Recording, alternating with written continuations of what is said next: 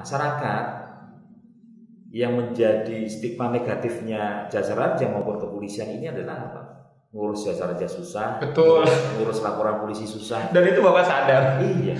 Karena kalau udah terlibat kecelakaan pasti ancamannya nanti aku dipenjara, aku dihukum. Betul. Tidak. Kekhawatiran berlebih tadi Pak. Kekhawatiran berlebih tadi itu sebenarnya juga ya kewajiban kita juga dan masyarakat secara luas bagaimana menyampaikan informasi ini. Yes. Setiap kasus kecelakaan memang adalah rujukannya adalah KUHP. Betul. Tapi semua itu bisa dilakukan dengan apa istilahnya melakukan pendekatan itu secara apa ya istilahnya kekeluargaan pun bisa ya. Kasus kecelakaan yang terjadi dasar kita bisa melakukan pembayaran ke rumah sakit itu dasarnya adalah laporan polisi. Tanpa laporan polisi kita tidak ada apa-apa. Tidak punya kekuatan. Tidak bisa melakukan proses lebih lanjut. Nah permasalahannya itu masyarakat takut. Wah, dengan banyak gambaran-gambaran seperti itu. Betul. Nah, apapun ceritanya akan lebih banyak dirugikan apabila masyarakat itu tidak lapor polisi. Akan lebih banyak dirugikan. Contoh kecil.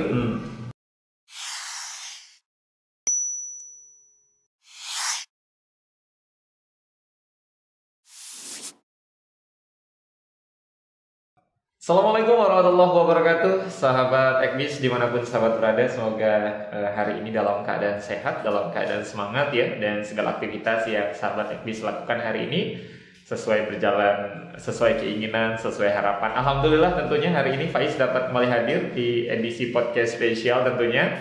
Tapi sebelumnya Faiz mengajak untuk sahabat Ekbis semua untuk sama-sama follow di sosial media Ekbis Banten ya, di Twitter, di Instagram, di YouTube ya, dan juga di Facebooknya. Dan sudah hadir di studio podcast Ekbis Banten di hari ini tentunya. Ini tamu spesial sekali nih sahabat Ekbis, ini Bapak Sigit Harismun, Kepala Cabang Jasa Raharja Banten. Assalamualaikum Pak Sigit. Waalaikumsalam warahmatullahi wabarakatuh. Masya Allah, kabar sehat ya Pak ya? Alhamdulillah sehat.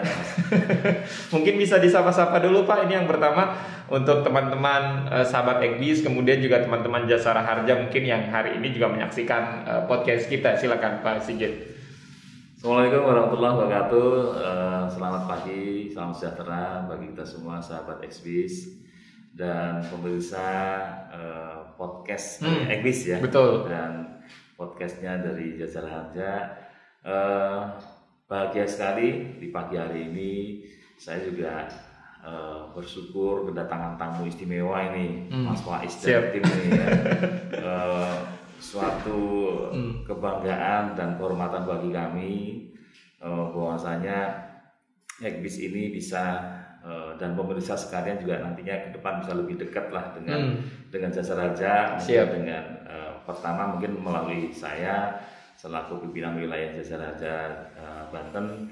Insya Allah ke depan kami akan lebih kita kupas ya Pak ya. Kita kupas tentang Jasa Raharja itu apa.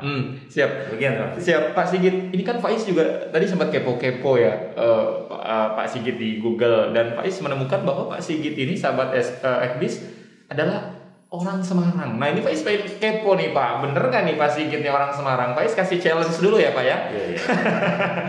Coba Pak Sigit sebutkan 3 makanan khas Semarang. 1. Oh banyak tuh. 1 ini harus tahu ini. Iya. Ada yang namanya apa? Lumpia. Oh lumpia. Siap. Lumpia. Kalau orang biasa nyebutnya lumpia ya, pakai M. Kalau itu sebenarnya lumpia karena itu masakan atau makanan khas dari Tionghoa yang dikembangkan, terutama menjadi makanan khas Semarang. Siap. Lumpia 1. Lumpia. Yang kedua itu ada yang namanya harus tahu Pak ya, harus tahu. Ada namanya itu istilahnya bukan kayak ketoprak ya, kayak gado-gado, bukan, tahu gimbal ya. Siap. Tahu gimbal itu semacam masakan ya, kayak tahu tek itu hanya ada penambahan semacam kayak apa ya, gimbal itu apa ya, kayak udang gitu ya, Siap. Tahu gimbal, kemudian lumpia, satu lagi Pak Sigit. Banyak, ada bandeng ya, bandeng duri lunak ya. Kalau saya nyebutin apa mereknya enggak. Egbis juga di Siap. sini. Bandeng Duri Lunak, siap. Ya 3 itu makin hanya sebagian lah dari Siap. sekian banyaknya Siap. makanan atau oleh-oleh khas Semarang. Siap, lulus ya challenge yang pertama. Challenge yang kedua ini sahabat Egbis, 3 tempat wisata di Semarang. 1. Di Semarang itu ada banyak sekali sebetulnya. Kalau di landscape kotanya sebetulnya ada Lawang Sewu. Lawang Sewu, Ada apa Kelenteng Sampokong itu termasuk juga landmark juga Semarang. siap. Yang ketiga itu juga ada wisata di Kabupaten Semarang itu di daerah Gedong Songo ya. Gedong Songo itu di daerah Bandungan. Mas. Siap, lulus. Asli orang Semarang ini Bapak. Ini Pak Is, mau kasih challenge dulu lah, bener nggak nih Pak Sigit nih asli Semarangnya? Jadi warga sekarang harus Semarang harus bangga nih, karena Pak Sigit ini semua tahu. Pak Sigit kurang lebih 1 bulan, lebih 2 bulan jalan. 2 bulan menjabat sebagai kepala cabang Jasara Harja di Provinsi Banten. Sebelumnya di Maluku dan juga di NTB. Bagaimana rasanya Pak? Ya, saya di setiap tugas saya itu saya selalu bersyukur Mas Faiz, karena di Jasara Harja ini memang mandatorinya ya kayak gitu ya. Kalau sudah menjadi pemimpin wilayah itu memang konsekuensinya harus jauh dari keluarga dulu.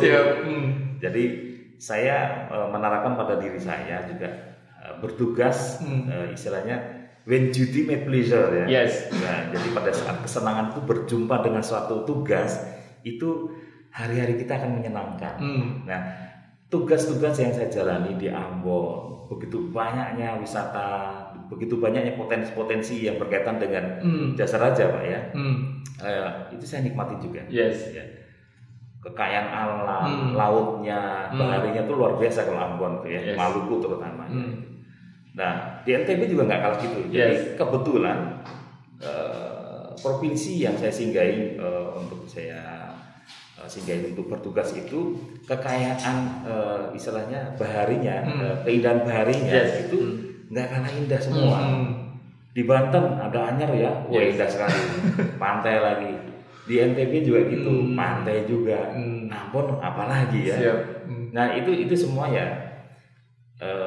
Saya selalu melibatkan keluarga dalam setiap journey saya agar anak-anak saya terutama anak-anak saya dan istri saya itu ngerti bapaknya ini tugas sampai ke ujung sana di wilayah timur, wilayah tengah, sekarang di barat ini apa sih yang dia lakukan. Terus paling tidak membekali juga anak-anak saya juga ke depan dengan pengalaman bahwasanya Indonesia ini juga kaya, beraneka ragam, kekayaan budaya dan kekayaan alamnya itu luar biasa.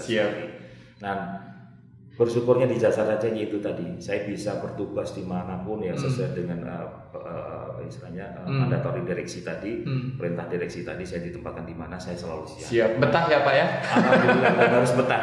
Siap, Pak Sigit. Yang menjadi ciri khas Banten adalah salah satunya debus. Ini ngomong-ngomong udah hampir 2 bulan di Banten, udah kebal belum sama golok, sama pisau, sama benda-benda tajam atau mungkin bisa kita coba sekarang. Enggak juga sih Mas ya. Kalau Banten itu yang mungkin saya lebih cenderung pendekatannya lebih ke kulinernya dulu. Sama juga landscape ya, mungkin ekowisatanya tuh saya lebih pertama saya explore dulu. Kemarin sudah ke Banten Lama, udah ke Labuan, kemana-mana yang itu. Bahkan kemarin ada cerita juga, saya tuh waktu menyerahkan bantuan untuk gempa yang di Banten, ya di Banten Sumur kemarin itu ternyata dulu saya pernah kesini juga pada saat yang Krakatau dulu ya, yang ada korban jiwa yang di daerah Labuan itu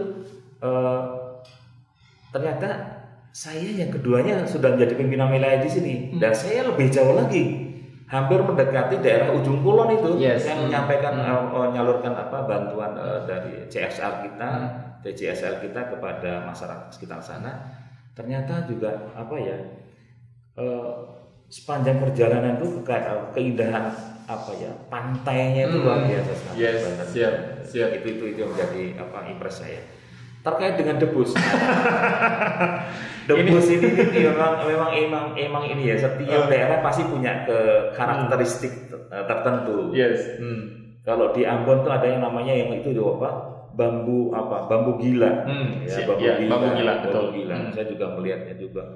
Apa sih bambu gila ini ya? Tapi saya nggak pernah merasakan secara langsung ya. Cuman ya itu ada unsur sedikit ya magicnya. Terus yang kedua di NTB juga seperti itu juga.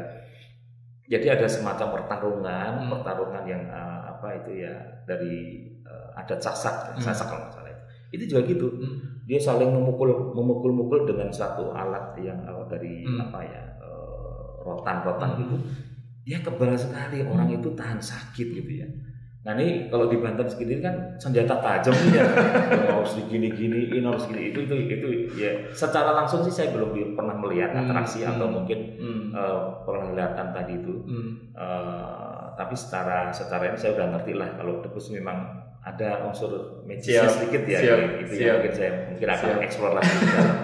Siap, artinya sampai dengan saat ini masih takut sama golok ya Pak ya? So far kalau golok kira sama aja Mas.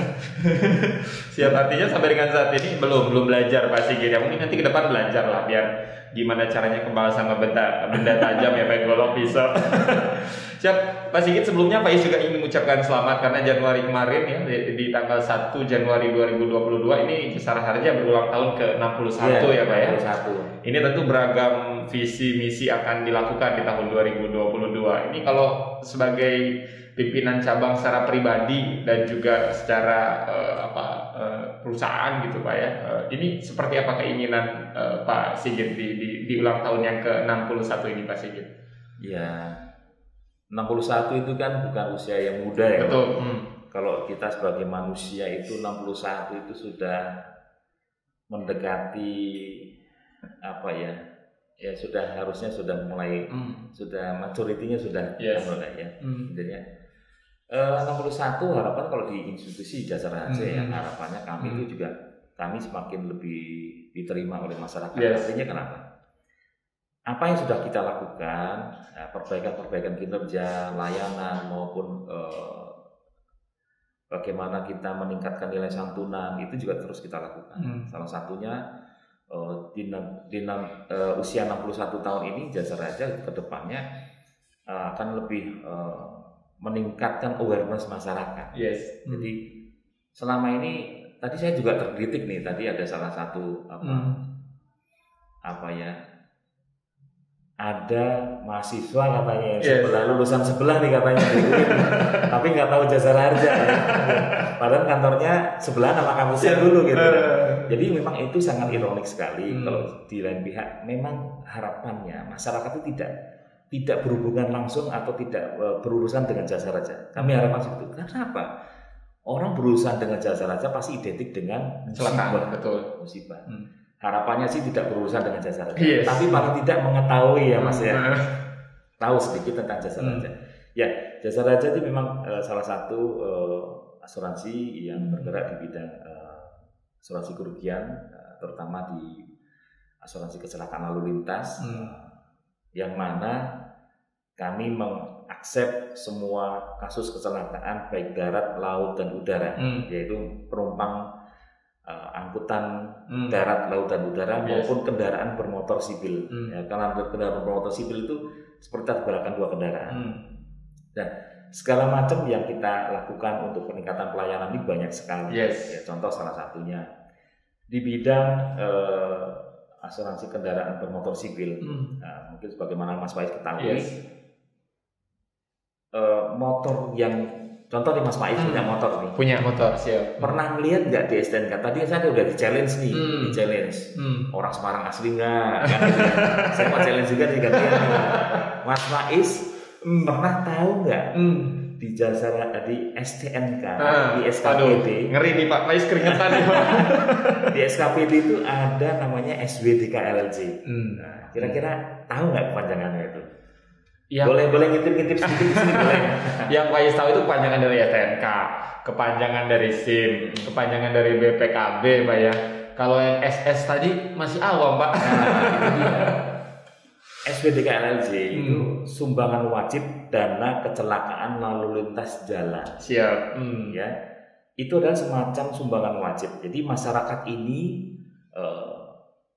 secara gotong royong melakukan sumbangan ya kepada korban kecelakaan Yes. melalui kepemilikan kendaraan bermotor. Oh siap. Jadi setiap insan masyarakat Indonesia yang memiliki kendaraan bermotor itu punya kewajiban untuk menyumbang korban kecelakaan akibat penggunaan kendaraan bermotornya dia. Siap. Jadi sebetulnya kita tuh nyumbang adalah untuk orang lain, bukan untuk dirinya sendiri. Siap. Apabila mobil atau kendaraan ya motor yang kita kendarai itu mengakibatkan celakanya orang lain. Siap.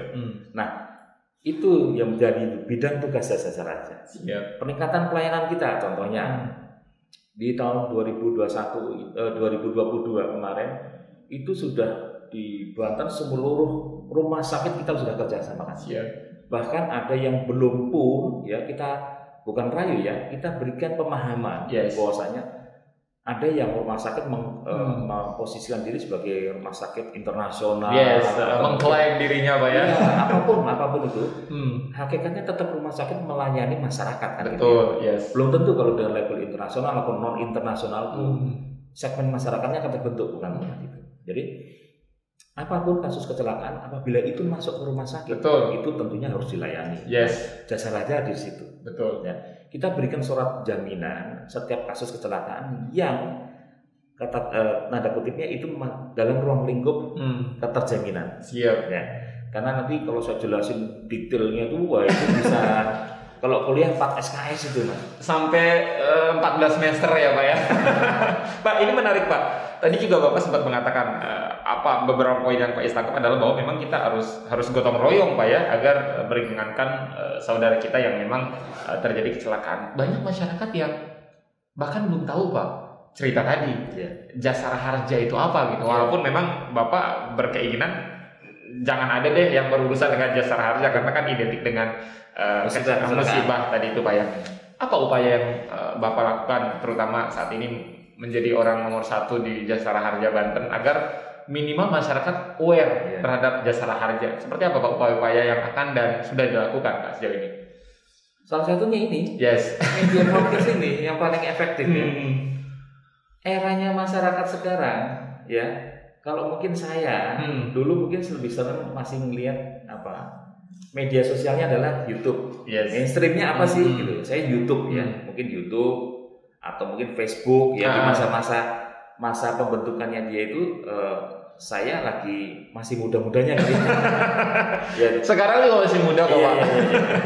Jadi muda di masanya namun perkembangan sekarang ini kan banyak media sosialnya. Betul. Ada Instagram, waktu itu ada Pet kalau nggak salah ya, sebelum YouTube ada Pet apa segala macam itu ada segmennya sendiri-sendiri. Ya, podcast sekarang ini ya lagi booming ya, sekitar mungkin 2-3 tahun terakhir ini ya. 2-3 tahun terakhir ini adalah media untuk bagaimana kita bisa secara santai, leluasa menyampaikan program-program atau behindnya Jasa Raja apa sih? Ruang lingkup pekerjaan, ruang lingkup keterjaminan ya di Jasa Raja itu apa? Ini salah satunya. Yang kedua, kami secara intens juga bekerja sama dengan beberapa rumah sakit tadi melakukan sosialisasi secara berjenjang ya, karena kasus kecelakaan itu kan tidak terlepas dari keterlibatan rumah sakit dan kepolisian. Betul. Ya, di kepolisian kami juga selalu menggandeng dengan Dikyasa untuk melakukan pendidikan atau sosialisasi ke sekolah-sekolah, universitas, komunitas. Betul. Jadi kita juga bikin event juga pernah Mas yang namanya safety riding, JR Police Goes to Campus, banyak sekali. Jadi memang ya itu tadi. Kalau orang nggak ngerti Jasa Raja, kalau tidak ngerti Jasa Raja, itu aja kadang ada masalah keplesetnya dengan siapa Pak? Dengan Jasa Marga, ya kan? Iya, beda tipis sih Pak. Beda tipis. Masyarakat perkotaan biasanya nyebut Jasa Raja itu identik sama Jasa Marga, ya. Tapi kalau udah kecelakaan, udah terlibat kecelakaan dan pernah mendapatkan santunan, baru deh ngeh dia. Jasa Raja nggak akan tertukar dengan Jasa Marga. Siap. Jasa Raja lahirnya lebih duluan daripada Jasa Marga. Tapi secara utilitas mungkin masyarakat lebih memanfaatkan jasa jalan tol ya. Jadi lebih cenderung lebih memanfaatkan fasilitas jalan tol daripada santunan jasa harga. Kalau bisa kita hindarin ini Mas ya. Siap, sahabat baik kan Pak. Jasa harga dengan jasa marga kan sahabat baik ya Pak ya. Siap. Kami BUMN selalu bersinergi. Siap Pak. Tadi menarik juga Pak Sigit mengatakan bahwa sudah bisa dipastikan hampir semua rumah sakit di Banten ini sudah berkolaborasi artinya dengan jasa harga seperti itu. Pertanyaan Pak Is berikutnya soal rule sederhana deh Pak. Misalkan kita tidak ingin terjadi kecelakaan. Kecelakaan tiba-tiba antara kendaraan bermotor dan kendaraan bermotor dua gitu Pak ya, kecelakaan. Untuk mendapatkan klaimnya cara sederhananya seperti apa sih Pak Sigit? Simpel sekali. Simpel sekali. Kami dengan kepolisian dalam hal ini Ditlantas Polda Banten, ya, Ditlantas Polda Metro Jaya, karena di sini ada irisan Mas. Siap. Jadi irisannya di Tangerang. Kota Tangerang dan Kota Tangerang Selatan itu wilayah pembinaannya itu secara fungsional lantas ya, fungsi lantasnya itu masih di bawah Polda Metro. Yes. Sama seperti Bekasi, Depok, Tangerang itu masuk Polda Metro. Ya. Lepas dari Tangerang ke wilayah Banten sini itu wilayah Polda Banten. Kami selalu berkoordinasi terkait dengan bagaimana percepatan penerbitan laporan polisi. Siap. Ya, masyarakat yang menjadi stigma negatifnya jasa raja maupun kepolisian ini adalah apa? Ngurus jasa raja susah, betul. Ngurus laporan polisi susah. Dan itu Bapak sadar. Iya. Karena kalau udah terlibat kecelakaan pasti ancamannya nanti aku di penjara, aku dihukum. Betul. Tidak. Kekhawatiran berlebih tadi Pak. Kekhawatiran berlebih tadi itu sebetulnya juga ya kewajiban kita juga. Betul. Dan masyarakat secara luas bagaimana menyampaikan informasi ini. Yes. Setiap kasus kecelakaan memang adalah rujukannya adalah KUHP. Betul. Tapi semua itu bisa dilakukan dengan apa istilahnya melakukan perdebatan itu secara apa ya istilahnya kekeluargaan bisa. Ya. Kasus kecelakaan yang terjadi dasar kita bisa melakukan pembayaran ke rumah sakit itu dasarnya adalah laporan polisi. Tanpa laporan polisi kita tidak ada apa-apa. Tidak punya kekuatan. Tidak punya kekuatan, tidak bisa melakukan proses lebih lanjut. Nah, permasalahannya itu masyarakat enggak takut. Wah, dengan banyak gambaran-gambaran seperti itu. Betul. Nah, apapun ceritanya akan lebih banyak dirugikan apabila masyarakat itu tidak lapor polisi. Akan lebih banyak dirugikan. Contoh kecil. Kekeluargaan tidak sampai ke laporan polisi, tidak sampai diketahui oleh pihak kepolisian yang berwajib. Suatu saat si pihak yang nabrak si anak kecil, janjinya mau dirawat, diobati, disembuhin, dioperasi. Pada saat pertolongan pertama selesai bisa dibawa pulang, habis itu mereka nggak bertanggung jawab lagi. Tuntutan hukum akhirnya berlanjut. Pak, kaki anak saya ternyata terjadi pembusukan karena dilakukan pijet contohnya dan dia tidak dilakukan operasi secara medis. Dipijet malah tambah parah, bengkak, busuk, ada luka terbuka sehingga akhirnya ujung-ujungnya kalau luka terbuka itu dibiarkan selama 6 jam, mohon maaf ya, luka terbuka dibiarkan selama 6 jam, tidak dilakukan operasi medis itu bisa mengakibatkan amputasi. Nah, ketidaktahuan masyarakat itu yang menyebabkan akhirnya dirugikan. Setelah dirugikan, contohnya mungkin si korban itu meninggal. Pada saat kecelakaan belum meninggal, baru luka dalam. Dirawat di rumah sakit, di dukun pijat atau gimana. Ternyata di rumah dia ada luka dalam, perdarahan atau apa kita nggak tahu, meninggal. Tentunya pasti keluarganya pasti akan dirugikan dong. Betul. Ini mana nih, ya? Wujud tanggung jawab dari masyarakat si penabrak tadi. Contohnya mungkin akan menyantuni atau mengobati. Ternyata buat prestasi. Dia melarikan diri atau gimana. Nah, pada saat ini itu yang krusialnya di situ. Betul. Harusnya pada saat kecelakaan awal itu harus melaporkan diri kepada polisi. Betul. Nah, di masa-masa kritis tadi apapun dia tetap nggak bisa. Polisi melakukan apapun untuk menghadirkan si penabrak yang sudah melarikan diri akan sulit sekali. Akan sulit, betul. Akan sulit sekali. Jadi prosesnya dari pembuatan laporan polisi pasti akan terhambat. Siap. Dan itu akan berdampaknya ke jasara harja dan memberikan santunan meninggal dunia yang tadi. Betul. Jadi memang dibutuhkan peran serta masyarakat ya Pak ya dalam hal ini untuk tidak takut, tidak punya kekhawatiran berlebih, tidak cemas untuk segera lapor ke polisi karena jasara harja tidak akan bisa bergerak tanpa ada laporan tadi. Betul. Dan ujung-ujungnya kalau warga tidak mau melapor tapi menuntut untuk mendapatkan klaim santunan seperti itu, kadang-kadang kalau tidak dapat jasara harja lagi yang kena Pak ya. Mungkin bisa saya lanjutkan terkait dengan dokumen dasar tadi ya. Dokumen dasar tadi adalah laporan polisi. Betul. Yang kedua, pada saat sekarang pelayanan kami lebih cepat Pak. Cepat. Korban masuk ke rumah sakit, dia pasti akan bingung, ya. Ini siapa yang menanggulangi? Ya, artinya rumah sakit. Ini korban kecelakaan. Ini kasusnya dalam coverage perlindungan apa enggak nih? Kan ada salah satu juga kecelakaan yang kita tidak bisa cover, yaitu adalah kecelakaan tunggal. Jatuh sendiri, nabrak pohon, nabrak hewan, ngindarin lubang jatuh sendiri, itu kecelakaan tunggal. Ya, itu yang kita tidak bisa cover. Siap. Itu tugas di rumah sakit sudah paham betul. Nah, pada saat korban masuk ke rumah sakit, ya, itu secara otomatis akan diinput oleh pihak rumah sakit. Contoh, si korban ini peserta BPJS atau tidak? Betul, Ya. Kalau dia peserta BPJS bisa dibuktikan, mohon maaf nih, mungkin pada saat pertolongan pertama dibawa ke rumah sakit itu ada masyarakat yang memeriksa, mungkin bawaannya dia itu ada dompet dan ternyata ada kartu BPJS atau KTP dan mungkin ada polisi juga yang terlibat di situ. Itu nanti bisa diinput melalui sistem BPJS-nya dan secara otomatis ya inputan itu akan masuk ke dalam gadget petugas kita yang namanya mobile service tadi. Mobile service petugas jasara harja dan masuk ke gadgetnya petugas kepolisian di unit laka masing-masing polres. Dari situ tahuan, oh ini ada korban yang baru masuk penanganan di rumah sakit A contohnya. Petugas kita juga seperti itu. Contoh rumah sakit di sini Asari AC, ada rumah sakit Darjat gitu ya. Itu semuanya nanti notifikasi itu masuk dalam gadgetnya petugas. Dan kurun waktu paling lama 2 jam.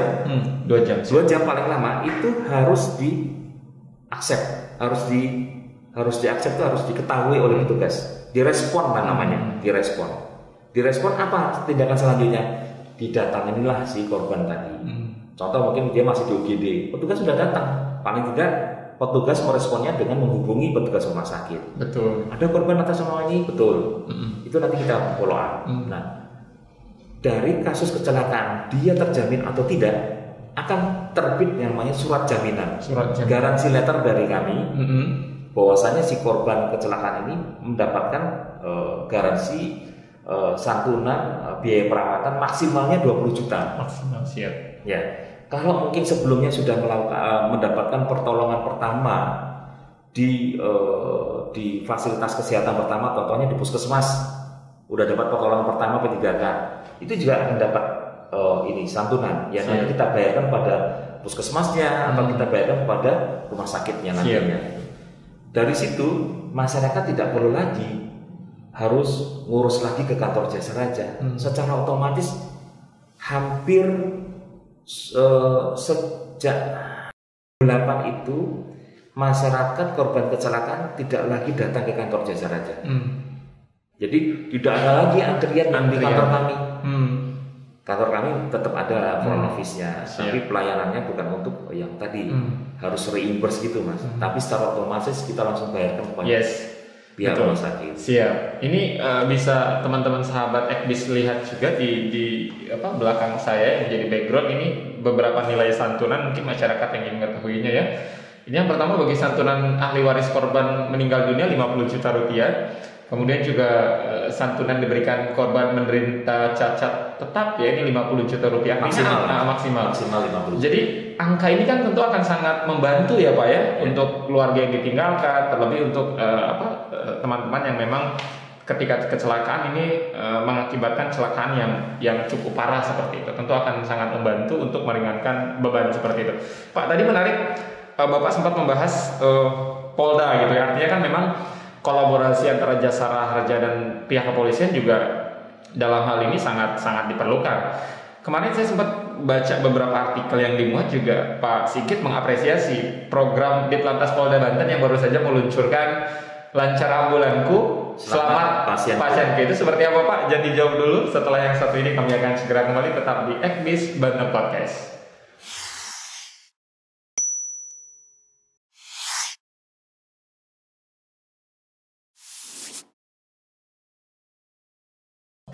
Baik, terima kasih banyak sahabat Ekbis, tentunya masih di edisi podcast ekbisbanten.com ya, dan masih bersama dengan Kepala Cabang Jasara Harja Provinsi Banten, Bapak Sigit Harismun yang juga sudah hadir di sini. Tapi sebelumnya Pak Is mengajak untuk sahabat semua untuk sama-sama follow ya di semua sosial media Ekbis Banten, di Instagram, di Twitter, di Facebook, dan juga subscribe di channel YouTube kami di Ekbis Banten seperti itu. Masih melanjutkan obrolan ini Pak. Tadi sempat keputus Pak ya karena iklan seperti itu.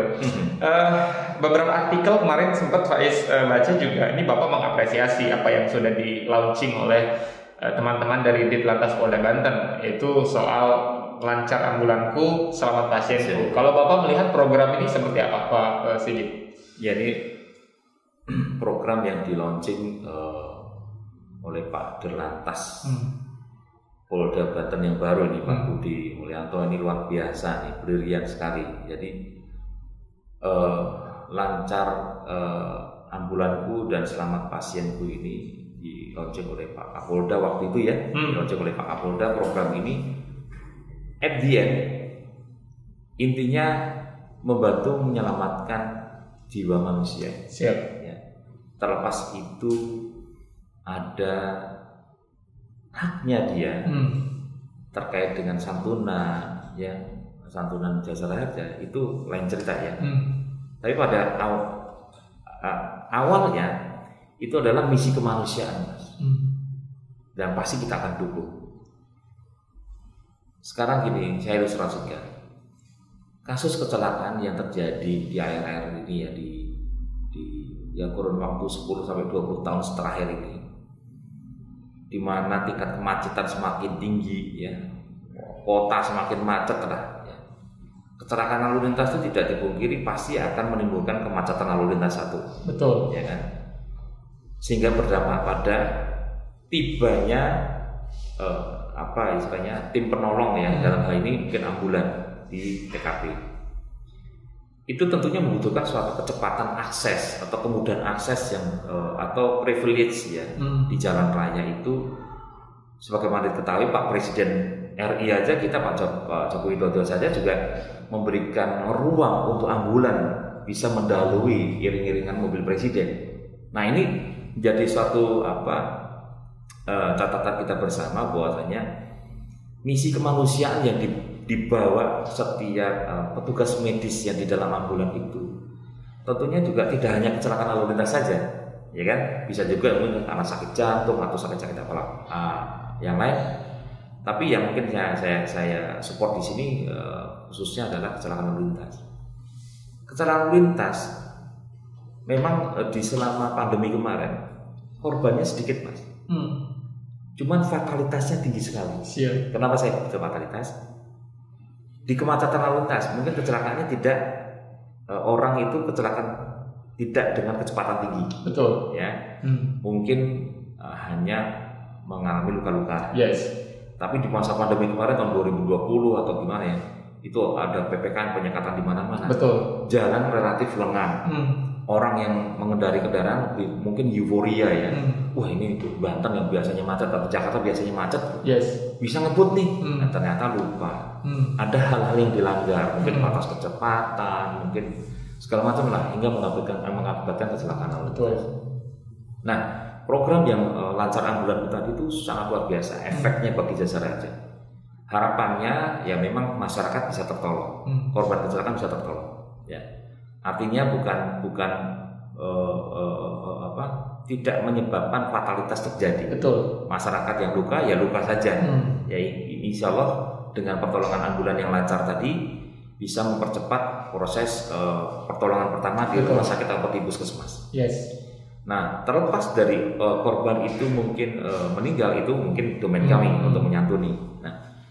Nah, program-program kami juga menggandeng juga Dinas Kesehatan Provinsi, ya, dan tentunya juga nanti kota juga. Harapannya seperti itu bisa digaungkan lah ya nanti program ini ke Polres melalui Dinas Kesehatan Kota maupun Kabupaten. Siap. Tapi triggernya kemarin bagaimana sih upaya kita untuk memperlancar korban kecelakaan atau mungkin orang-orang yang sakit apapun yang dibawa oleh ambulan itu bisa cepat sampai rumah sakit. Nah, kemarin Polda Banten kemarin menawarkan adanya suatu pengawalan apabila dibutuhkan. Nah, kenyataannya kan banyak tuh ambulan yang masih mengalami kemacetan ya, Pak. Mengalami kemacetan di titik-titik tertentu. Betul. Dan bahkan ada juga komunitas atau mungkin ya mohon maaf nih ya kami sebutkan ada ojek online ya turut membantu ya. Tapi terlepas lagi kembali lagi kemampuan mereka itu kan terbatas Pak di jalan raya. Betul. Beda dengan petugas kepolisian ya yang bahkan dengan alat komunikasi yang dimilikinya itu bisa di comment centernya bisa diarahkan jalan ini macet, jalan ini lancar, bisa nanti diarahkan. Bukan berarti kalau jalan lancar tambah jauh, bukan ya, tapi jalan lancar tapi lebih dekat gitu ya. Atau mungkin bisa kontraflow. Kalau polisi kan patut bisa ya. Betul. Tapi kalau yang ngawal itu komunitas motor atau mungkin ojek online punya keterbatasan dan itu tidak bisa dilakukan oleh masyarakat umum. Ya. Harapannya ini ya saya program ini bisa sustain ya, bisa berkesinambungan dan bahkan bisa survive ya Pak ya? Ya bisa langgeng lah dan masyarakat juga banyak terbantu dan masyarakat tahu program ini ya. Harapannya dengan program ini ya kita Talkshow ini kita juga salah satunya untuk memperluas cakupan informasi masyarakat ya tentang hal ini. Siap. Dan kemarin juga Pak Kapolda juga sempat mengatakan kalau ada oknum-oknum yang memungut pungli dari ambulan ini laporkan karena 100% gratis ya. Gratis. Pak Sigit ya. Pak Sigit, kalau kita melihat perkembangan teknologi belakangan 10 tahun terakhir mungkin kan sudah sangat cepat. Artinya kan pendekatan yang cara-cara konvensional harus beralih ke digital ya Pak ya untuk memudahkan pelayanan Jasara Harja terutama kepada masyarakat. Sejauh ini apa yang sudah dirubah Pak di Jasara Harja yang tadinya mungkin dari cara-cara konvensional beralih ke cara-cara digital Pak Sigit? Banyak sekali. Kami punya platform digital yang namanya JRU Mas. Mungkin Mas Faiz baru dengar ini ya. Aplikasi JRU ini juga sangat banyak sekali fitur-fiturnya. Ya. Salah satunya adalah pengajuan santunan secara online. Ya, pengajuan santunan secara online. Walaupun secara tidak disadari kalau mungkin korban kecelakaan itu sudah masuk ke rumah sakit dan kita sudah terbitkan surat jaminan, itu otomatis berkas itu sudah langsung tercatat nama kita. Betul. Korban itu sudah tercatat di sistem kita bahwasanya ini korban mengalami kecelakaan, ditandai dengan terbitnya laporan polisi tadi. Betul. Nah, itu akan diproses oleh pihak rumah sakit ya pada saat pengajuan reimburse-nya ya pengajuan biaya rumah sakit kepada Jasara Harja. Ya. Tadi saya kembali lagi ke JRU terkait dengan pengajuan santunan online, itu juga banyak fiturnya. Salah satunya juga nantinya ke depan juga akan dilengkapi dengan salah satu pemandu jalan. Ya kita sebutnya namanya Jalanku. Ya lebih cenderung lebih seperti kayak Google ya, tapi dengan fitur-fitur tambahan di kita.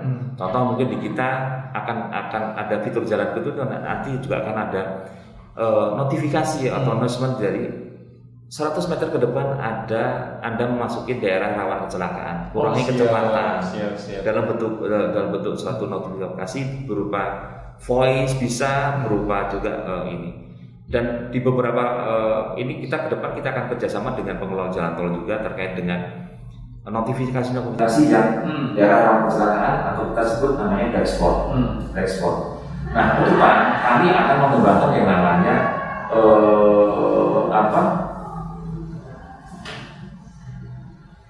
berbasis teknologi ini titik-titik rawan kecelakaan itu nanti kita akan berikan suatu peringatan wilayahnya nanti kita akan marking yang kita sebut namanya red spot. Red spot adalah yang tadi marking pewarnaan warna merah di jalan raya dengan sedikit penambahan fitur-fitur mungkin seperti pita kejut atau apa. Itu ada yang menandakan bahwasanya kita sudah memasuki daerah rawan kecelakaan. Dan itu sudah terkoneksi dengan tadi jalan raya. Nah ini masih dalam tahap pengembangan. Kita belum launching, tapi harapannya ke depan di 2022 ini bisa launching nantinya. Betul. Nah selain itu juga banyak sekali yang tadi kita sampaikan terkait dengan pemanfaatan data IRSMS ya, itu adalah Integrated Road Safety Management System. Itu adalah suatu sistem yang dikembangkan oleh Korlantas yang tujuannya tadi itu untuk memfasilitasi laporan-laporan polisi yang secara online bisa update dan kita bisa langsung tarik itu. Dan untuk dasar kami untuk melakukan penyelesaian santunan atau memberikan suatu jaminan kepada korban di rumah sakit. Siap. Tadi keren sih Pak ya. Bagaimana planning atau strategi ke depan dari jasa harja? Kayaknya hampir semua pengguna kendaraan mobil terutama saat ini kan hampir semua pakai map Pak ya. Kalau ingin berjalan ke sesuatu tempat yang memang dia tidak mengetahui, dia semuanya pakai maps gitu ya. Dan itu bakal keren sekali sih sahabat teknis kalau memang terhubung terkoneksi antara ketika dia ingin ke satu kota, ketika mau melintasi satu jalur ada peringatan gitu dari mapsnya, hati-hati Anda memasuki kawasan yang rawan kecelakaan. Dan ini tentu akan sangat berpotensi untuk menurunkan angka kecelakaan tadi Pak Sigit. Dan juga aplikasi CRP itu juga salah satunya ada kita sudah bekerja sama dengan Finpay sebagai e-wallet. Tujuannya juga tadi mudah ke masyarakat. Contoh mungkin mau bayar listrik telepon pun juga nanti akan kita fasilitasi. Atau bahkan yang ke depan nanti kita akan kembangkan dalam hal pembayaran kewajiban masyarakat terhadap kepemilikan kendaraan bermotor, bayar pajak dan SPDK LLC, bayar IBKPU itu namanya itu diperlukan untuk PO ya, pusat otobas.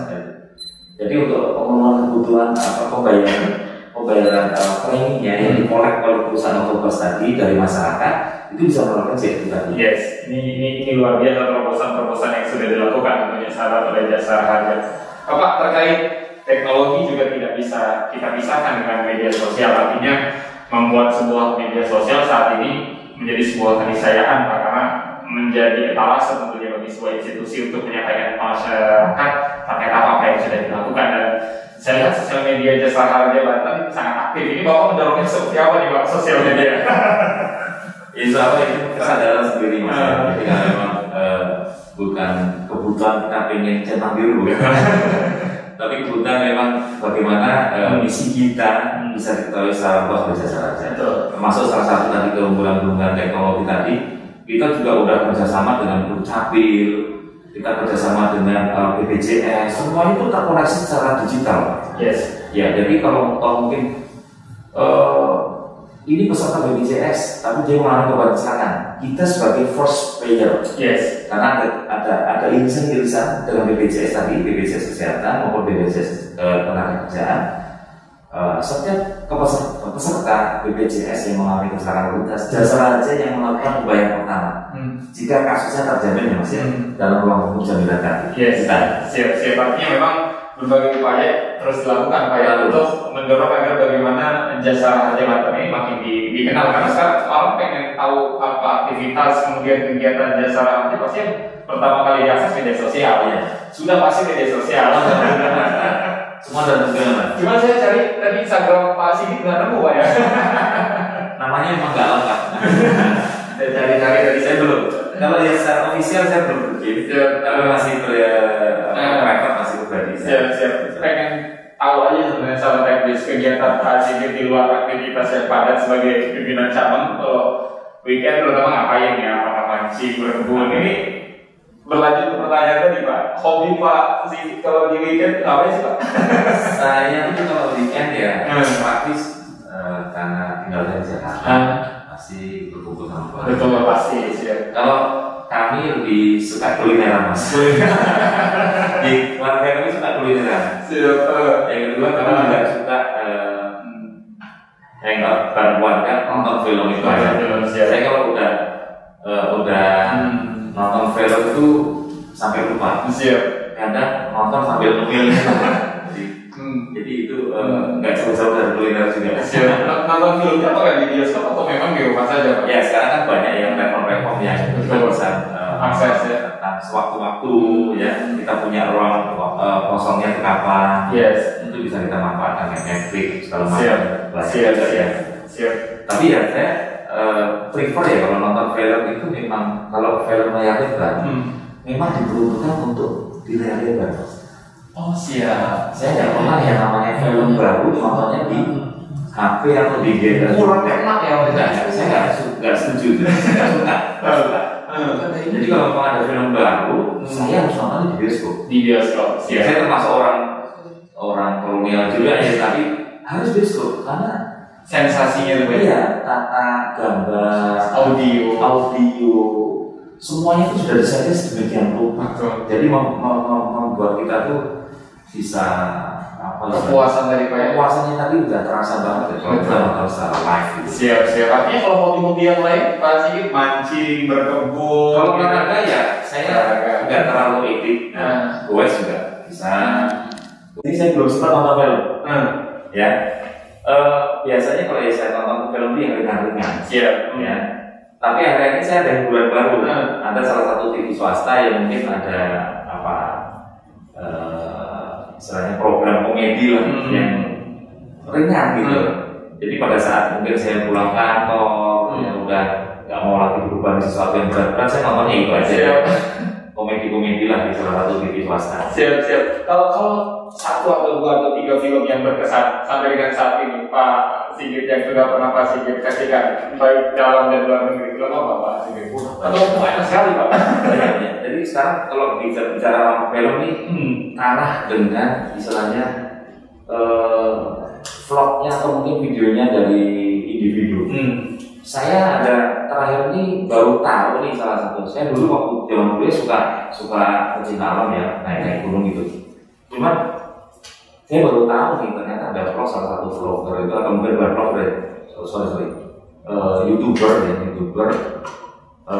Dia itu kontennya isinya naik gunung terus dan itu cewek. Saya salut sekali. Cuma nanti bisa di browsing lah nanti siapa akunnya, medsosnya apa itu. Saya cukup terhibur juga. Jadi lebih cenderung saya semakin kesini sejak pandemi itu saya jarang nonton film karena memang filmnya nggak ada yang baru ya. Kecuali yang kemarin ya kayak Spider-Man gitu ya, cuma ya nggak ada yang baru-baru. Yang film asal Korea itu yang paling viral tuh yang boneka itu yang bikin tembak Squid Game. Squid Game. Sempat nonton Squid Game Pak? Nggak juga ya. Tonton Pak seru itu Pak. Keren ya. Ya tahu-tahu aja sih, cuma nggak nonton dari awal sampai akhir tuh full duduk nonton tuh nggak pernah. Paling nonton deh. Kalau di rumah anak saya lagi nonton, ya baik nonton apa sih? Gitu aja. Terus nonton yang lain juga seperti itu.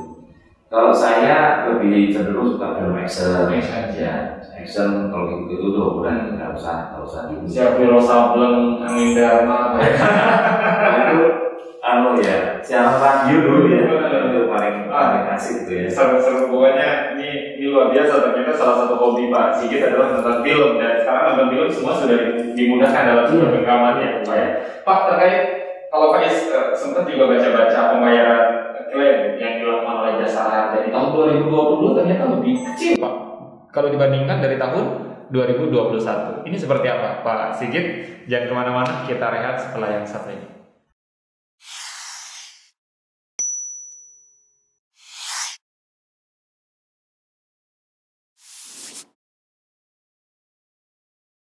Yes, terima kasih banyak sahabat Ekbis dimanapun Anda berada, semoga dalam keadaan sehat ya. Masih bersama dengan narasumber Faiz tentunya di hari ini Pak Sigit Harismun, Kepala Cabang Jasara Harja Provinsi Banten. Pak Sigit tadi sempat ke pending. Ini soal pembayaran klaim, Pak ya. Kalau Faiz melihat klaim yang dibayarkan di tahun 2022, kalau kita tarik ulur ke 2021 ini selisihnya mencapai 1 miliar. Ini kalau hitung-hitungan Faiz kan artinya seperti ini, Pak. Semakin sedikit klaim yang dibayarkan oleh Jasara Harja, artinya semakin sukses tentu karena tidak banyak angka kecelakaan yang terjadi. Kalau pandangan Pak Sigit sendiri seperti apa, Pak Sigit? Iya, memang kalau kita berbicara masalah nilai santunan, pasti korelasinya pada nominal uang yang dibayarkan atau santunan yang dibayarkan pada masyarakat. Betul. Tapi kalau kita melihat pendekatannya melihat jumlah kecelakaan dan korbannya itu meningkat. Ya, jumlah korbannya meningkat. Itu artinya kasus kecelakaan lebih didominasi oleh korban-korban luka. Ya. Korban-korban luka nominal santunya agak turun karena nilai santunya 20 juta. Betul. Dibanding dengan tahun lalu, ya mungkin kalau tahun lalu mungkin lagi euforianya masyarakat ya pada saat sudah dinyatakan mulai dibuka untuk kegiatan-kegiatan masyarakat sudah mulai dibuka. Ya, tentunya akan mendorong mobilitas masyarakat semakin meningkat. Jadi di awal tahun 2021 itu dibanding dengan 2022 itu tahun-tahun di mana lagi dikekang-kekangnya tahun 2020. Betul. Nah, 2020 dikekang, nggak boleh kemana-mana ya. Orang jenuh gitu ya. Pengen ngapain nggak boleh, pengen ngelakuin apa nggak boleh, takut lah atau apa.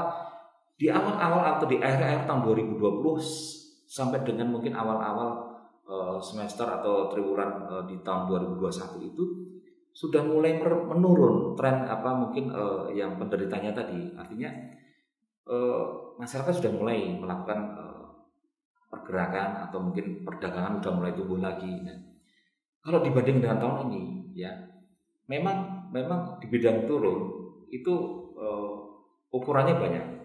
Ya, pendekatan yang dilakukan itu banyak sekali. Bisa dari kasus kecelakaan, bisa pendekatannya dari korban kecelakaannya, bisa dari nanti yang nilai jumlah santunan yang kita berikan. Ya. Intinya berapapun kasus kecelakaan, berapapun korban kecelakaan, kita akan bayarkan. Unlimited, Pak. Unlimited, siap. Negara hadir, negara selalu hadir. Jadi kami tidak menyombongkan diri, artinya kami lebih senang dengan korban kecelakaan, bukan.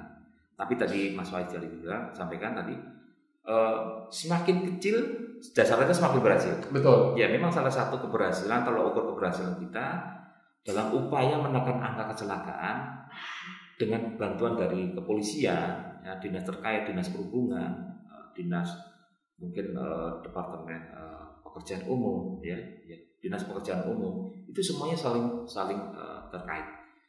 Fasilitas jalan yang mulus itu juga menunjang juga. Betul. Bisa memicu orang lebih gabut juga bisa, bisa memicu orang juga jalannya juga nggak kanan kiri bisa. Betul. Juga, banyak faktornya.